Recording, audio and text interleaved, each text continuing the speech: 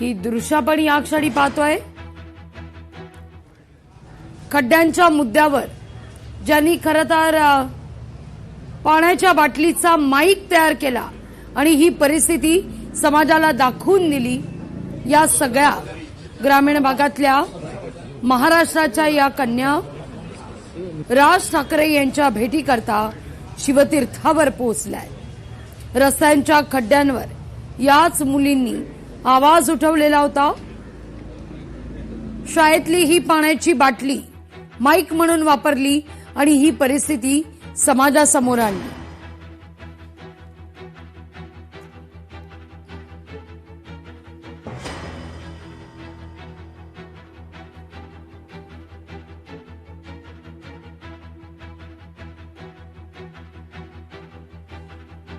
ही दृश्य आपण पाहतोय। राज ठाकरे यांनी या अतिशय अशा धाडसी कर्तबगारी मुलींचं कौतुक केलंय, त्यांच्याशी संवाद साधलेला आहे।